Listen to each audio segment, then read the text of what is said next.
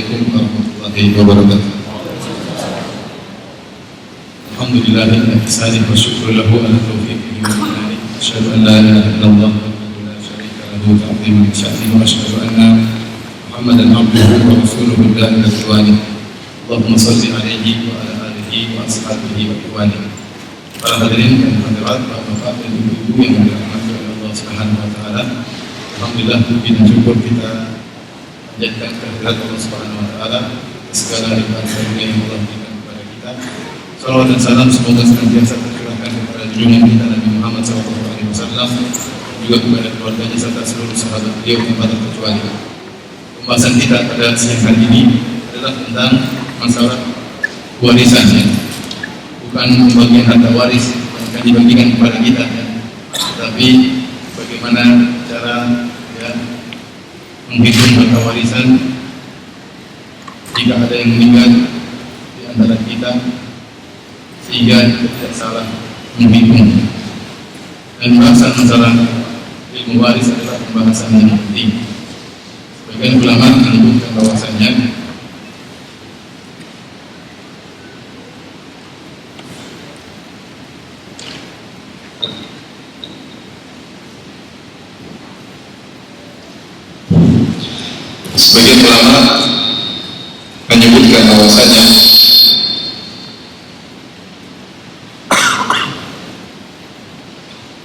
di antara bukti-bukti bahwasanya harta yang kita miliki di dunia ini hanyalah titipan dari Allah Subhanahu wa taala adalah tatkala kita meninggal dunia, maka harta tersebut kembali kepada pemiliknya dan dialah yang berhak membagi harta tersebut sesuai dengan aturannya. Seorang memiliki harta yang banyak, namun dia tidak berhak untuk membagi sesuai dengan kehendak dia tatkala dia sudah meninggal dunia. Misalnya mengatakan, kalau saya meninggal dunia, maka 2/3 untuk istri saya dan 1/3 bagi-bagi buat anak saya. Tak bisa seperti itu. Kenapa? Karena harta yang dia miliki pada hakikatnya adalah harta titipan dari Allah Subhanahu wa taala. Dan Allah Subhanahu wa taala telah menyebut dalam Al-Qur'an akan hal ini. Di antaranya Allah berfirman, "Aminu billahi wa rasulihi wa anfiqu mimma ja'alakum mustakhlifina fihi." Berimanlah kepada Allah Subhanahu wa taala dan berinfaklah dari rezeki yang Allah telah menjadikan kalian, ya, menguasainya. Jadi Allah yang memberi kita izin untuk mengolah harta tersebut, tapi pemilik harta sesungguhnya adalah Allah Subhanahu wa taala. Dalam ayat yang lain kata Allah Subhanahu wa taala, "Wa atuhum min malillahi alladzi ataakum." Kata Allah, berikanlah harta tersebut kepada mereka dari harta Allah yang Allah berikan kepada kalian. Jadi bahwasanya harta kita sesungguhnya adalah milik Allah, cuma Allah titipkan kepada kita. Dan dalam satu hadis, Anas bin Malik radhiyallahu ta'ala, kalau Rasulullah SAW sedang berjalan bersama para sahabat, tiba-tiba datang seorang Arab Badui memberhentikan gerak langkah Nabi SAW dengan menarik selendang Nabi SAW, sehingga nampaklah bekas merah di leher Nabi SAW. Kata Arab Badui ini, "Ya Muhammad, a'tini min malillahi alladzi indak." Jadi dia mengatakan, Arab Badui ini berkata, "Wahai Muhammad, berikanlah kepadaku harta Allah yang ada padamu." Ya, dari itu harta Nabi SAW. Ya. Tetapi Arab Badui ini tahu bahwa seluruh harta yang ada pada Nabi, baik harta ghanimah atau yang lainnya, semuanya milik Allah. Maka dia mengatakan harta Allah, min malillah. Malillah artinya harta Allah. Dan Rasulullah SAW tidak mengingkari hal ini. Memang benar seluruh harta yang beliau miliki adalah milik apa?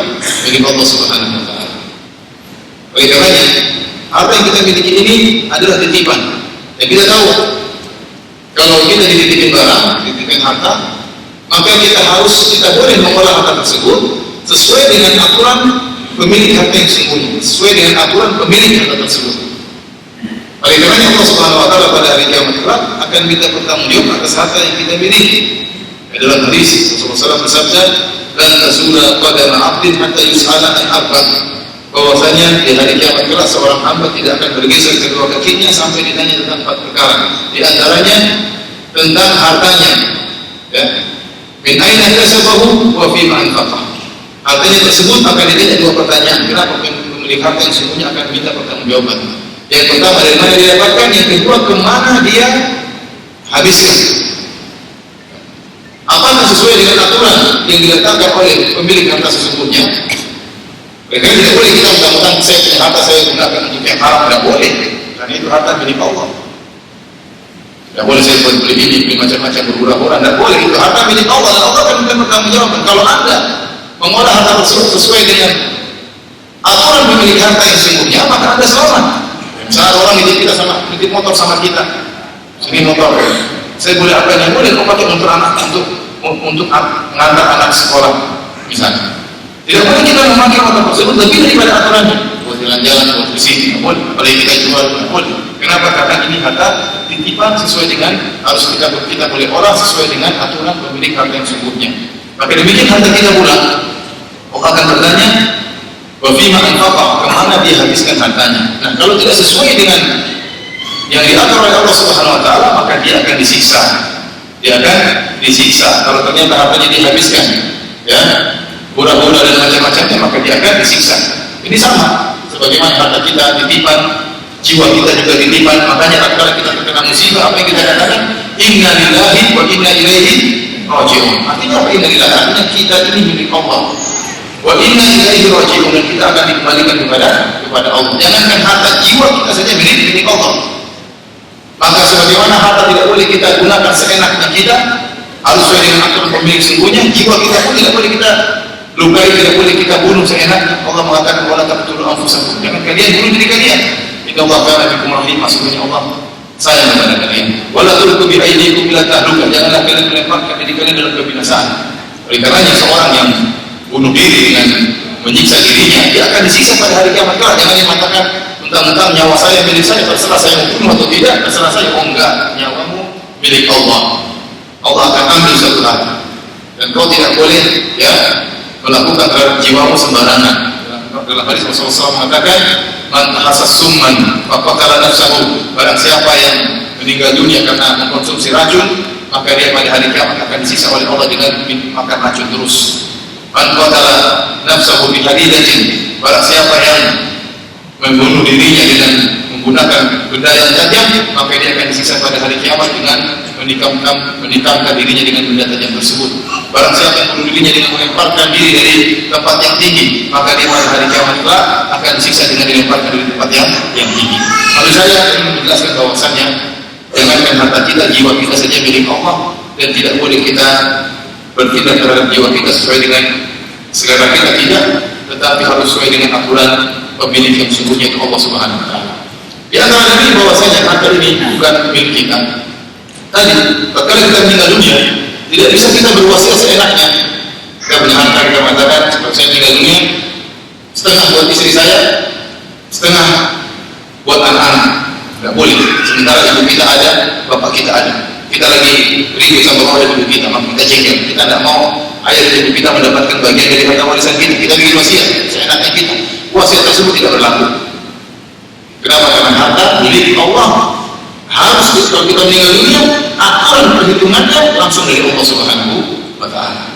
Oleh karenanya, di antara hal yang menunjukkan tentang masalah ilmu warisan, aturan pembagiannya langsung dari Allah Subhanahu wa taala. Tidak melalui malaikat dan juga tidak melalui nabi.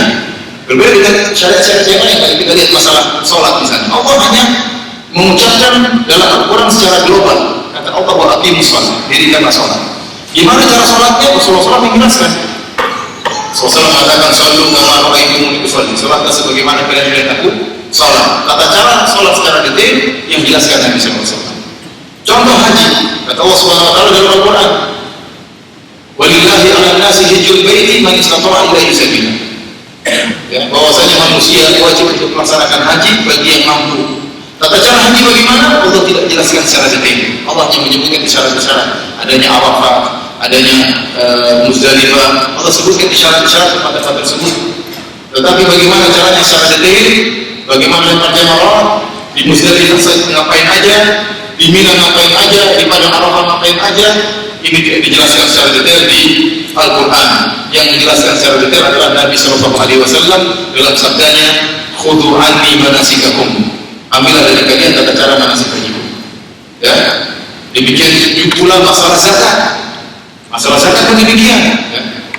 Allah menyebutkan tentang wa atu zakat, menyebut tentang membayar zakat, tapi bagaimana caranya bayar zakat dijelaskan detail oleh Nabi SAW. Tetapi khusus ilmu waris tidak. Ilmu waris Allah jelaskan secara detail dalam Al-Quran, dalam beberapa ayat, sampai pecahan-pecahannya, 1/4, 1/8, 1/2, 1/6, 1/3, Allah jelaskan secara detail dalam Al-Quran. Kenapa? Karena harta itu dicintai oleh manusia. Dan Allah sebut dalam Al-Quran, wa tuhibbuna al-mala hubban jamma, dan kalian mencintai harta dengan kecintaan yang besar. Manusia diciptakan dengan memiliki tabiat cinta sama harta. Dan harta ini, ya, kalau tidak dibagi dengan aturan yang jelas dan tegas, akan menjadi sumber keributan. Dan ini kita lihat kenyataan sekarang. Terjadi keributan di antara karib kerabat. Ayah ibunya meninggal, tahu-tahu anak-anaknya ribut. Kenapa mereka ribut? Gara-gara urusan warisan. Kenapa? Ada di antara mereka yang tidak ridho dengan tata cara pembagian Allah Subhanahu wa Ta'ala. Yang perempuan ingin bergerak sama laki-laki, tidak mau. Allah mengatakan, "Lidzakari mithlu hadzil unthayayn." Laki-laki 2 kali lipat dibandingkan perempuan. Yang perempuan tidak mau, misalnya. Atau istri pertama tidak mau dengan istri yang kedua. Kenapa? Kalau seorang lelaki punya istri 2 atau 3, terus dia punya, misalnya dia punya anak meninggal, maka untuk istri dapat 1/4. 1/4 kemudian bagi rata, bagi 3. Kalau istrinya 3 bagi 3, berarti 1/12. Istri pertama marah, Pak. Ini ada istri baru menikah 2 bulan, kenapa dapat sama dengan saya sudah 20 tahun. Saya repot mengurus anak-anak, kok bagian saya sama dengan istri yang baru, misalnya. Sehingga ada potensi-potensi untuk timbul keributan. Oleh karena Allah Subhanahu wa Ta'ala, ya, menurunkan hukum waris dengan tegas dan detail. Tegas dan detail kenapa? Karena harta ini disukai oleh manusia dan dia bisa menimbulkan keributan di antara karib kerabat. Sungguh menyedihkan. Saya sering ditanya, menyedihkan. Sering terjadi keributan gara-gara harta waris. Ayah ibunya mungkin sudah di alam barzakh, anak-anaknya ribut sampai bertengkar, sampai bermusuhan. Terkadang anak-anak ribut sama ibunya sendiri. Kenapa? Bapaknya meninggal dapat harta warisan, ibunya tamat, anak-anaknya tamat. Tidak mau ikut aturan Allah Subhanahu wa Ta'ala. Ribut di antara mereka. Ribut di antara mereka. Karenanya harta waris nanti insya Allah akan dijelaskan oleh ustaz-ustaz yang lainnya. Saya ini sekedar mukadimah sebagai pengantar tentang pentingnya belajar ilmu waris, ya. Tapi bagaimana cara perhitungannya insya Allah akan dijelaskan oleh ustaz-ustaz yang lain. Para hadirin dan hadirat yang dirahmati Allah Subhanahu wa Ta'ala. Dan masalah pembagian warisan, ya, Allah tegaskan dalam Al-Quran, ketika saya bacakan ayatnya, bukan perkara yang sepele, bahkan Allah tegas. Setelah Allah menyebutkan tentang pembagian harta, ya, seperti Allah mengatakan, "Walakum nisfu ma taraka azwajukum in lam yakul lahunna walad." Bagi kalian wahai para suami, dapat setengah harta dari istri kalau istri meninggal dan istri tidak punya anak. Ini contoh salah satu ayat yang menjelaskan tentang cara perhitungan detail tentang masalah warisan. Kata Allah, kalian wahai suami, kalau istri kalian meninggal dan dia tidak punya anak, kalian dapat setengah. Fa in kana lahunna walad falakum ar-rubu' mimma tarakna. Kalau ternyata istri punya anak, maka kamu cuma dapat 1/4. Ini kondisi kedua rumah. Terkadang suami kalau istrinya meninggal, dia bisa dapat setengah. Terkadang dia bisa dapat 1/4. Sebaliknya istri pun demikian. Walahunna ar-rubu' mimma taraktum illam yakul lakum walad. Demikian juga kalau istri dapat 1/4 kalau suaminya meninggal tidak punya anak. Kalau ternyata suaminya punya anak, maka istri dapat 1/8. Setelah Allah sebutkan tentang hukum waris, Allah mengatakan pada surat An-Nisa ayat ke-13, perhatikan ini ancamannya, kabar gembira dan sekaligus ancaman. Kata Allah Subhanahu wa Ta'ala dalam surat An-Nisa ayat 13, "Tilka hududullah." Ini adalah batasan-batasan Allah tentang aturan warisan tadi. Wa man yuti'illaha wa rasulahu yudkhilhu jannatin tajri min tahtiha al-anhar. Barang siapa yang taat kepada Allah dan Rasulnya, maka Allah akan masukkan dia dalam surga yang ada di bawahnya sungai-sungai. Khalidina fiha, dia akan kekal di dalamnya. Wa dzalikal fawzul azim. Ini adalah kemenangan yang besar. Jadi ini tarhib, motivasi dari Allah. Kalau Anda mengikuti aturan dalam ilmu waris, Anda dimasukkan dalam surga. Kenapa? Karena ada keinginan. Apalagi kalau misalnya Orang tua kita meninggal, adik kita masih kecil, perempuan lagi. Kita kalau bisa dijatuhkan, kita ingin ambil semua, tapi ada perasaan seperti itu. Jadi kan dilakukan orang jahiliyah dahulu. Kalau ada yang meninggal di antara mereka, maka anak kecil tidak dapat warisan. Kakak-kakaknya mengambil semua, anak adik-adiknya nggak dikasih. Nah, masih kecil, kita yang ngurus, diambil semua oleh kakak-kakaknya. Islam tidak boleh, karena anak kecil ini suatu hari akan jadi besar. Demikian juga orang jahiliyah dahulu. Kalau ada warisan, maka yang perempuan tidak dikasih, yang ambil cuma laki-laki. Kenapa? Wanita lemah, tidak dapat sama sekali. Tidak dapat, yang ambil laki-laki semua. Maka Islam datang memberi aturan yang adil. Sebagaimana yang besar dapat, anak kecil juga dapat. Sebagaimana laki dapat, perempuan juga dapat, dengan aturan pembagian yang Allah jelaskan secara detail. Sebenarnya Allah mengatakan, wa tilka hududullah, wa man yuti'illaha wa rasulahu yudkhilhu jannatin tajri min tahtiha al-anhar khalidina fiha wa dhalika al-fawzul 'adzim. Ini adalah aturan-aturan Allah. Barang siapa yang taat kepada Allah dan Rasulnya, maka dia akan dimasukkan dalam surga yang mengalir di bawahnya sungai-sungai, dan dia akan kekal di dalamnya, dan tidak kemenangan yang besar. Ini dalil barang siapa tatkala pembagian waris dia taat kepada aturan Allah, maka dia dijamin surga oleh Allah Subhanahu wa taala. Terkadang perempuan juga dapat bagian setengah, suaminya panas-panasin. Kamu kok cuma dapat setengah? Minta tambah lagi dong, minta tambah. Kakakku sudah kaya, kakakku sudah kaya, kamu minta lagi. Dipanas-panasin sama suaminya, sehingga akhirnya dia membuat keributan dengan kakak laki-lakinya. Dia mau sama-sama bagi dua, jangan sedangkan sama dua bagian. Tidak mau, yang panas-panasin suaminya bisa. Maka dia ingat ayat ini, barang siapa yang taat kepada Allah dan Rasulnya dan menerima hukum waris tersebut, Allah masukkan dia ke dalam surga. Sebaliknya kata Allah, wa man ya'sillaha wa rasulahu wa yata'adda hududahu yudkhilhu naran khalidan fiha wa lahu 'adzabun muhin. Kata Allah, dan barang siapa yang bermaksiat kepada Allah dan bermaksiat kepada Rasulnya dan melanggar batasan-batasan Allah, dia melanggar, dia tidak mengikut aturan ilmu waris, yudkhilhu naran, Allah masukkan dia dalam neraka jahanam khalidan fiha, dan dia akan kekal dalam neraka jahanam tersebut, wa lahu 'adzabun muhin, dan bagi dia azab yang pedih. Kenapa Allah ancam dia dengan neraka jahanam? Karena dia akan mendolimi saudaranya. Dan kedoliman yang sangat besar adalah seorang mendolimi kerabatnya sendiri. Dia mengambil hak yang lebih daripada yang seharusnya bukan haknya, maka dia diancam dengan neraka jahanam. Dan sekarang yang menyedihkan, sebagian kaum muslimin terprovokasi dengan propaganda menolak hukum waris. Dan orang-orang kafir berusaha meragukan, membuat kaum muslimin ragu tentang hukum waris. Bahkan sebagian orang-orang Islam dari atau memiliki kedudukan ya di tanah air kita mencoba untuk meragukan masyarakat tentang hukum waris dengan alasan bahwasanya zaman sudah berubah, kondisi sudah berubah, wanita setengah, laki-laki satu tidak adil. Ini ucapan-ucapan protes terhadap aturan Allah Subhanahu wa taala. Bahaya ini bisa menjerumuskan kepada kekufuran. Kenapa? Allah turunkan dengan detail, dia bilang tidak cocok lagi zaman sekarang. Dia harus dirubah aturan hukum waris ini. Mengerikan seperti itu. Mengerikan. Seandainya mengucapkan orang-orang tidak memiliki titel, masih mending, siapa yang benar ya. Tapi kalau mengucapkan doktor, belajar agama di Amerika Serikat, belajar agama di Inggris misalnya, kemudian mengatakan hukum waris tidak perlu berlaku lagi. Kenapa? Itu zaman Nabi, sekarang zaman sudah berubah. Semua hukum dirubah sama dia dengan alasan sudah tidak ya sesuai lagi dengan zaman sekarang. Terpengaruh dengan cara pemikiran orang-orang barat. Dan saya ingatkan ya, cara berpikir orang barat, orang kafir dan orang Islam berbeda terhadap wanita. Kalau Islam adil, Islam memandang keadilan adalah menempatkan sesuatu pada tempatnya, itu namanya adil. Dan kezaliman adalah menempatkan sesuatu tidak pada tempatnya, itu namanya kezaliman. Contohnya perempuan dengan penuh kelemahannya, ya, disuruh mengangkat besi, itu tidak adil namanya. Itu bukan apa? Bukan bidangnya. Lelaki yang dengan tubuhnya keras, misalnya suruh ya ngurus anak-anak, ini namanya tidak adil, tidak pada tempatnya. Karena ngurus anak-anak butuh kelembutan, butuh kesabaran yang tidak mungkin dilakukan oleh laki-laki. Yang bisa melakukan hanyalah perempuan. Jadi Islam memandang wanita dan lelaki itu bukan, lelaki bukan kompetitor bagi wanita, bukan pesaing, tetapi lelaki itu pelengkap bagi wanita, saling melengkapi. Kelembutan wanita, kelemahan wanita itu dibutuhkan dalam rumah tangga. Kegagahan lelaki, kekuatan lelaki juga dibutuhkan, dan mereka saling melengkapi.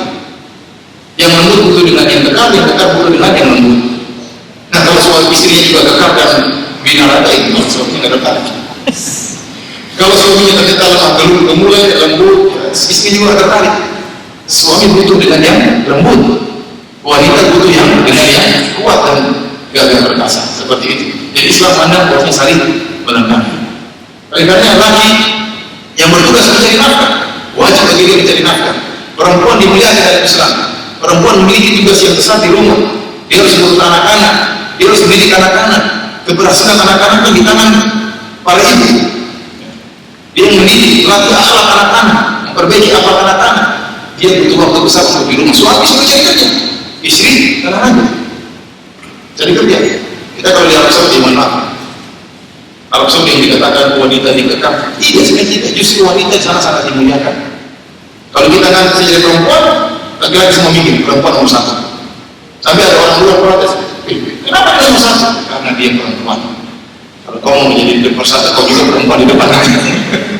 Di sana demikian, dimuliakan. Saya di sana, mohon maaf, jadi supir pribadi bagi istri saya. Kemana-mana saya bisa mandi. Kenapa saya hargai dia? Tidak ingin saya tidak ingin dia diganggu. Saya temani. Ya. Kenapa sisi membuat mereka seperti itu? Bosnya perempuan apa? Dimuliakan. Perempuan dimuliakan di rumah. Dan subhanallah, bakti antara anak dan orang tua dan yang lainnya.